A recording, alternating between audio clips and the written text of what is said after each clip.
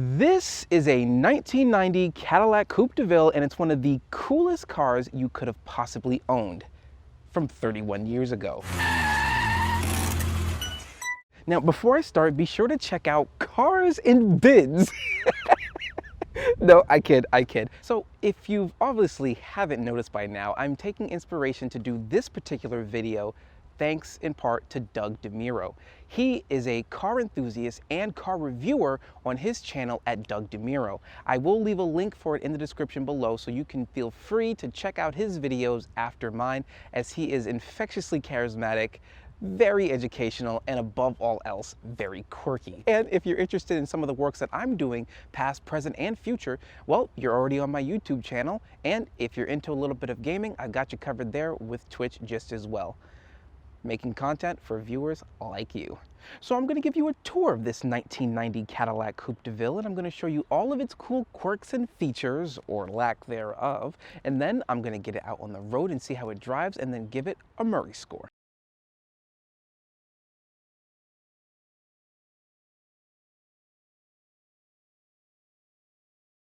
All right, so before we take a step inside of the 1990 Cadillac Coupe DeVille, can't say that enough, you got to note that this car is massive. Coming in at just 16.5 feet, this is considered to be pretty big, especially when compared to the cars of today, but that wasn't the case back in 1990. You see, this is the 6th generation of Cadillac, and the one before it, the 5th generation, was running rampant with Fleetwood Bromes. Cars coming in at almost 17 and arguably 18 feet long if you added more chrome to its tips.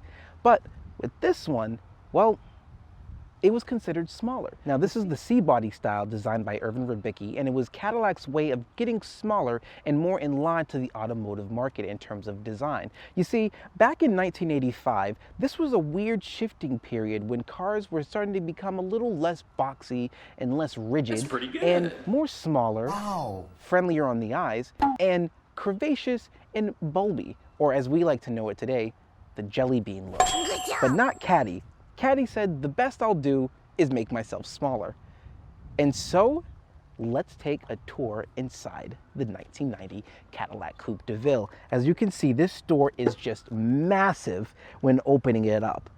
Almost the size of 2 doors worth, but your chariot awaits. So, we start our tour of the 1990 Cadillac Coupe DeVille on the inside. Now, you might have remembered that I did say that this was one of the coolest cars you could own from 31 years ago. Now, I say that because, well, looking at the inside, it's pretty minimalist, nothing too outstanding or any crazy quirk or feature to be found. Now, with this particular Caddy model, there are some accessories, if you will, such as, but not limited to, the tinted windows, the lower suspension, the JVC Bluetooth radio, and of course, the padded wheel cover.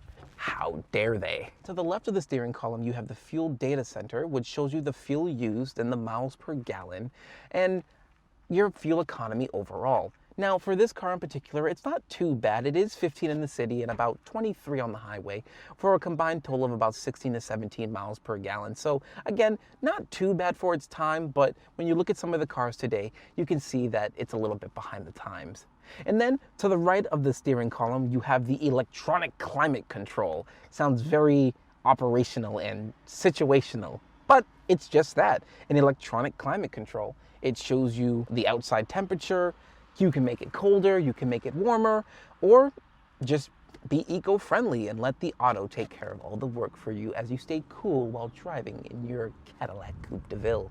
Up next, we do have the Bluetooth JVC radio, which again is an aftermarket component of this particular Caddy. But I decided to do a little bit of digging and decided to give you guys a little treat. A piece of history from the 1990s. This here is the original radio to this car for the 1990.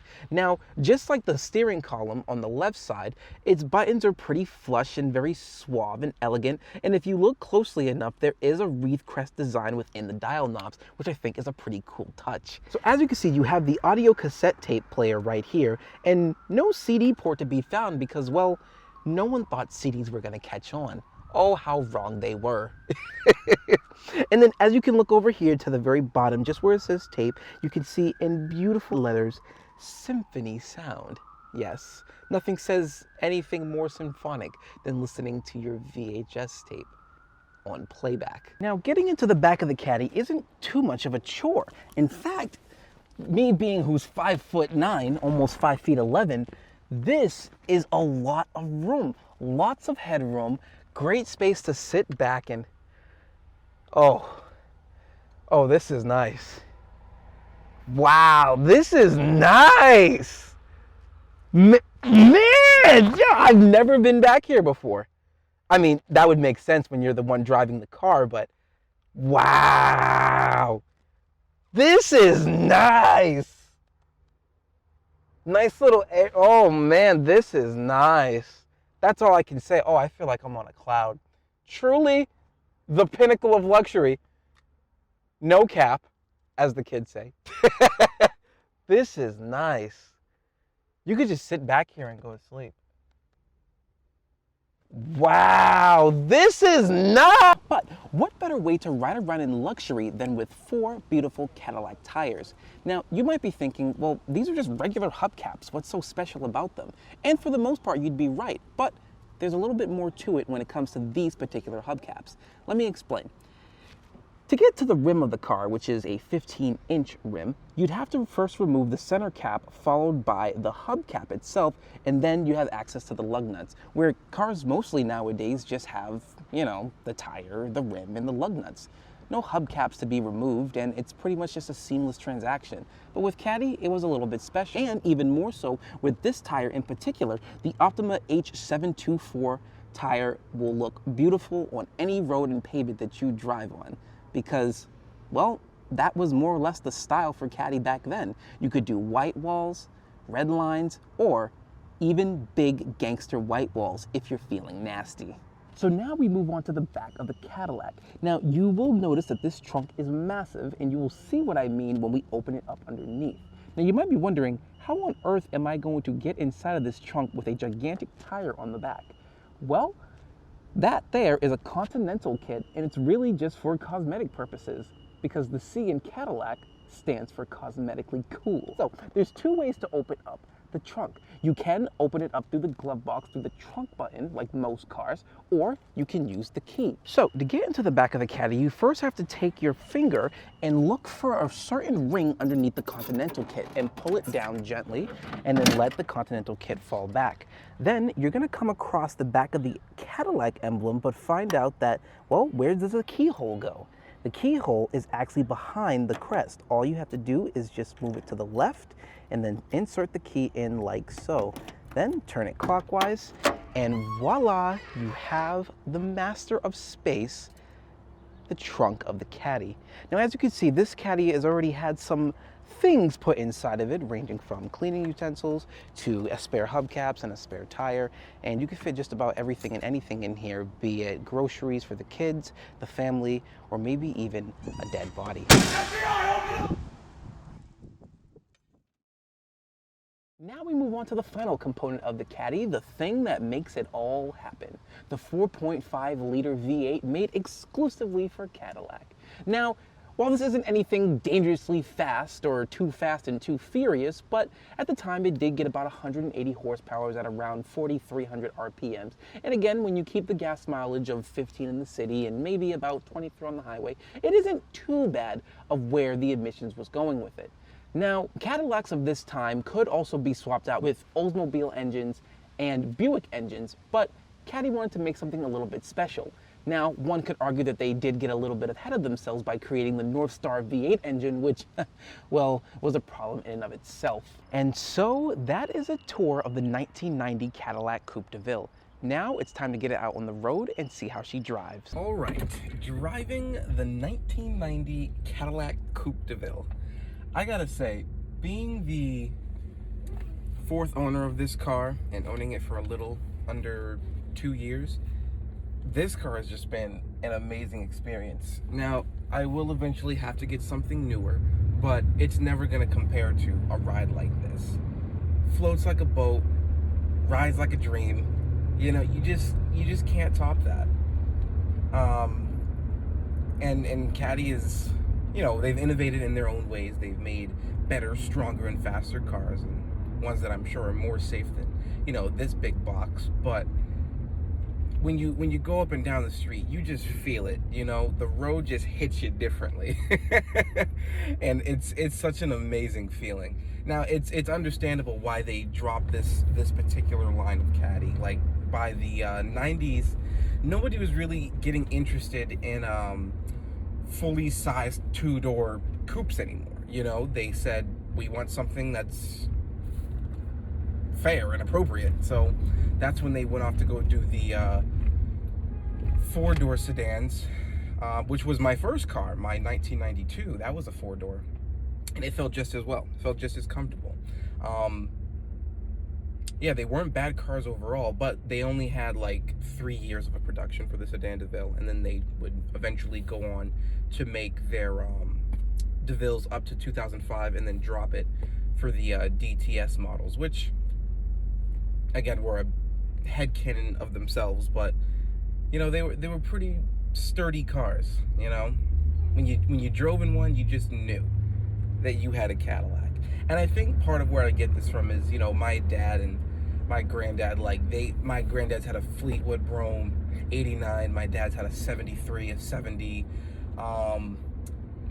95, I believe, and then one of his red caddies that I remember driving around as a kid in, I believe it was his 1993. And being in this car, this 1990, which almost feels like, you know, I've come full circle in a way of being that kid in the back seat of his caddies doing road trips and family vacations, just feeling, you know, that cozy, warm feeling of being in a caddy with your family.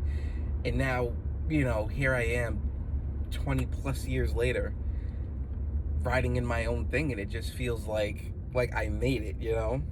Feels like it really has come full circle. Like I'm riding around in the car right now with my family. And that's a really good feeling for me. All right, I'm gonna take this turn, I'm gonna open her up and see what she can do right.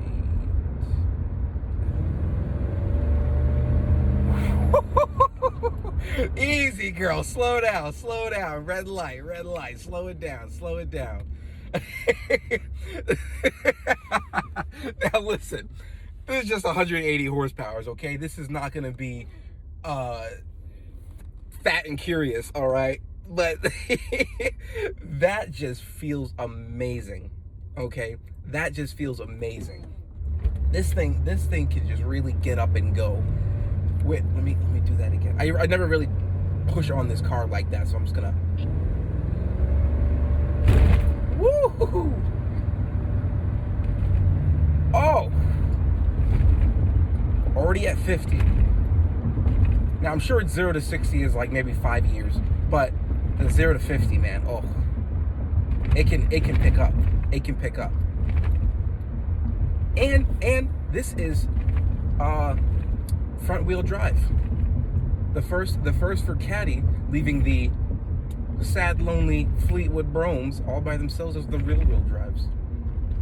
Yeah, this is, man, such a nice, compact little car, but still big and boxy in its own right, with enough power under the hood to say, hey, where do you want to go?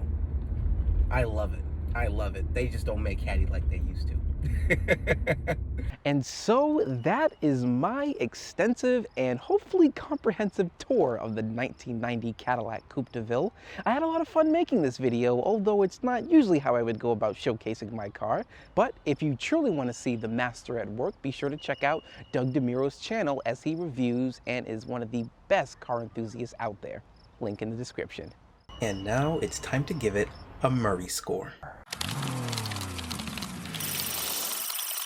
Starting with the weekend category and styling, this car is beautiful to look at and will definitely turn heads to old and new alike. Despite its big and boxy exterior, the leading lines are gorgeous and screams from the heavens, I am the pinnacle of luxury, I am Cadillac, hear me roar, and it gets a 10 out of 10. For acceleration, this isn't going to be on the racetrack anytime soon, but I will go on record and say that I did do 110 miles per hour on the freeway, and you'll definitely be scoring first place against the bicycles of the road, and it gets a 10 out of 10. Handling is safe, although you can definitely feel the body roll when taking turns, as it feels like you're riding on a gyroscope from Jurassic World, and the oversteer is almost non-existent, as it's very responsive and moves where you want, when you want, and it gets a 10 out of 10. Fun factor can be a hit or miss depending on where you're at in this car. Be it in the back seat or front seat, this is fun, as you can be chauffeured in luxury or be behind the wheel of it because you're in a Cadillac and no one can tell you otherwise, so it gets a 10 out of 10. With the cool factor of these smaller cars, and yes, these are still cool, you don't really see them as much in most states. But when you see another relic on the road that is in your year class or older, be sure to give it a honk and let them know they're cool too, because you both get a 10 out of 10, with a weekend total score of 50 out of 50. Next up is the daily categories and features. The features are far and few between here, hence the few aftermarket components to spice things up, as Cadillac was more or less coming to the end of production with this particular model and wouldn't really go big or go home till the 7th generation of Cadillac and its 2000 features, so it gets a 10 out of 10.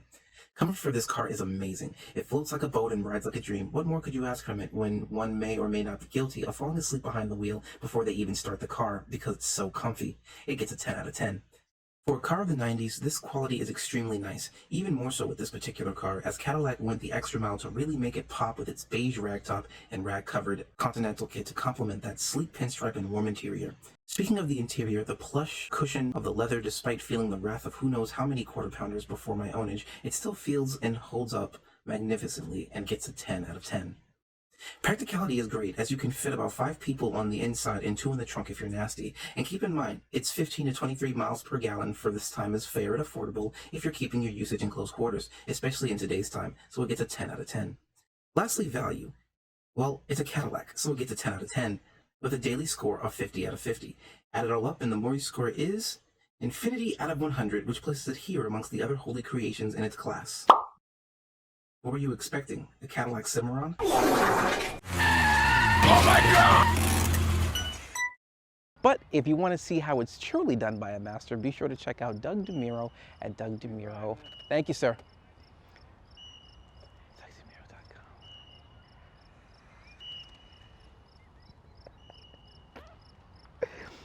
Would you like to take that from the top? Yes, yes, I would, please. Thank you. Thank you very much. Cars and bids.